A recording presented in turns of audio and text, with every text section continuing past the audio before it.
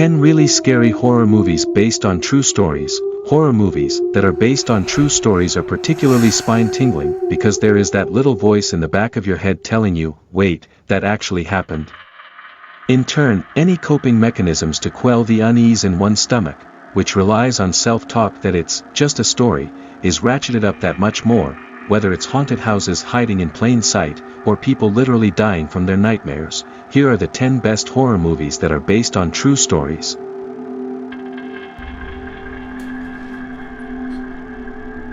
Hello. Number 10. The Amityville Horror. Moving into a new house can be satisfying on a number of levels. For some, it can mark the transition from apartment living to something more substantial. For others, it can mark the start of having a family of their own. However, no one really knows who or what took place inside those walls.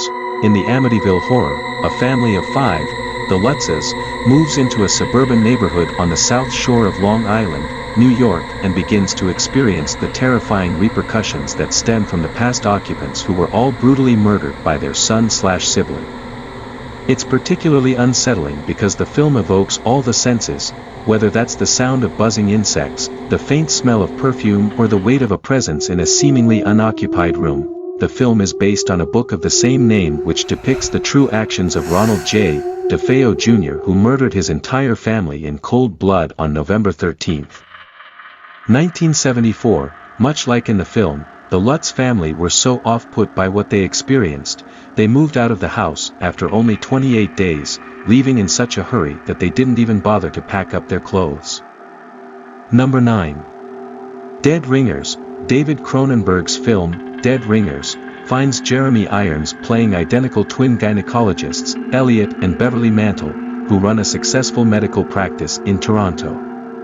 Although their personalities differ, the Mantle twins use their shared physical traits to pawn female companions onto one another. When Beverly begins to have a psychotic break, interpreting his female patients as mutant-like creatures, he charts a course to physically deform them with archaic gynecological tools. After injuring a patient, the practice faces irreparable harm and both brothers fall deeper into psychosis. Based on the true story of Stuart and Cyril Marcus, twin gynecologists on staff at New York Hospital Cornell Medical Center, their seemingly perfect lives began unraveling as those around them saw their mental faculties beginning to erode.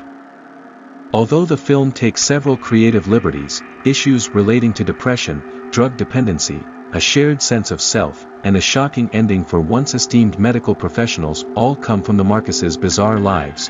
Number 8. Open Water. Open Water is a prominent example that a horror film doesn't have to pit helpless individuals against crazed and masked figures. Rather, often the scariest situations involve being a victim of circumstance.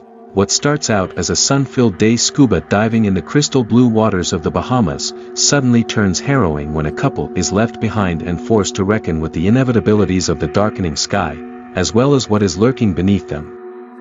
Based on the true story of Tom and Eileen Lonergan, who were left behind during a scuba expedition along the Great Barrier Reef, the couple were left adrift for 2 days before anyone from the fishing vessel knew that they had unaccounted for passengers. Number 7. The Conjuring. Many people's gripes with horror films is the logic behind the actions of those being tormented. However, that is easily dealt with in The Conjuring, as the film centers on the exploits of Ed and Lorraine Warren, who as paranormal researchers actively seek out disturbing settings, like the aforementioned Amityville Horror House. The Warrens' focus is the Perron family who know something is amiss with their new home. While it's certainly a classic setup, the film delivers a number of shocking jolts that will leave you pining for a reprieve from the visual onslaught. The scenario, and both the Warrens and Perron families, are based on the true relationship forged between the paranormal experts and the impacted family. The Warrens themselves have come under criticism from naysayers who charge them with inventing ghost stories, although the Perron family has backed up their claims as it relates to The Conjuring. The Perron's oldest daughter, Andrea, commented, "Both my mother and I would just as soon swallow our tongue than tell a lie. People are free to believe whatever they want to believe. But I know what we experienced." Number 6. The Exorcism of Emily Rose. The Exorcism of Emily Rose is an inventive take on what it means to not only experience what demonic possession is like, but also the consequences that stem from exhausting every possible means of curing an ailing 19-year-old girl. In this case, when an exorcism goes wrong, it opens up all the moral and legal issues that don't fit into a tidy courtroom box. Like in the cases involving paranormal researchers, Ed and Lorraine Warren, most people are skeptical when it comes to anything supernatural.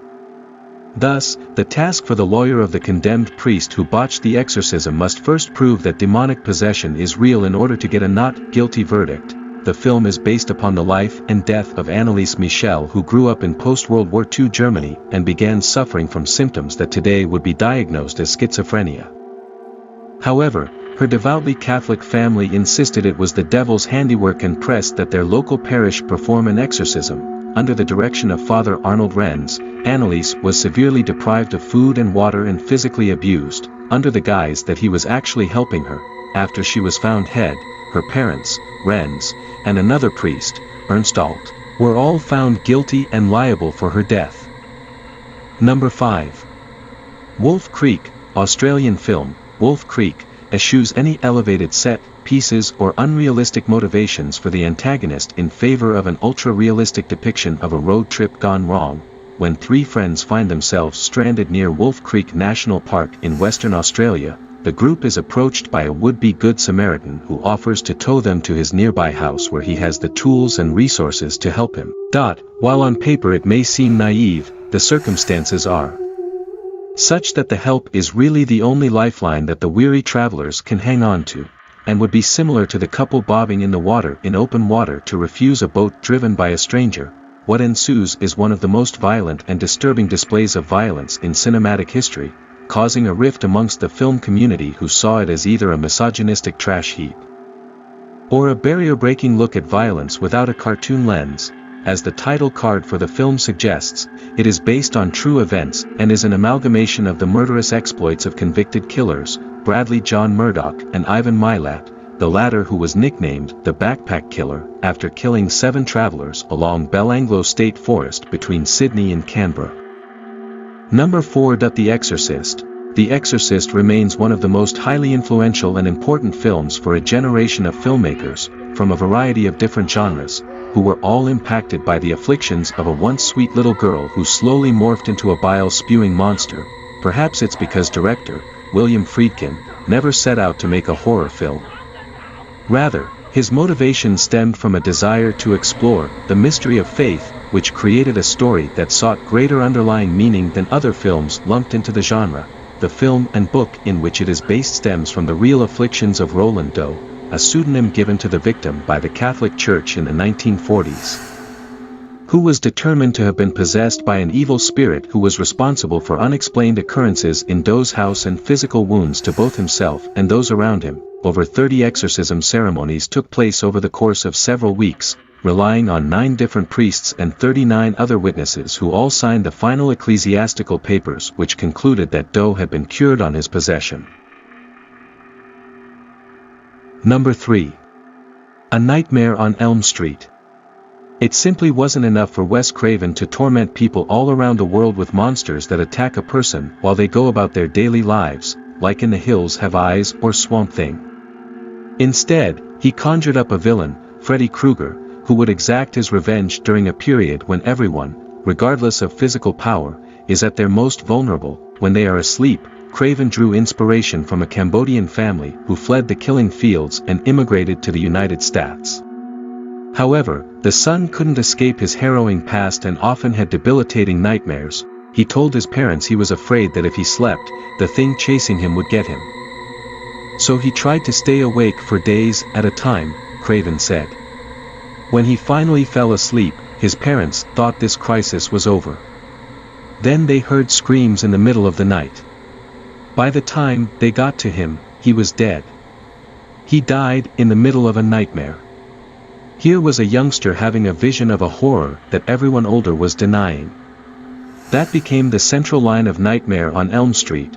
The Los Angeles Times article, which served as the original source material, noted that 104 men, with an average age of 33, had mysteriously died in their sleep. Number 2.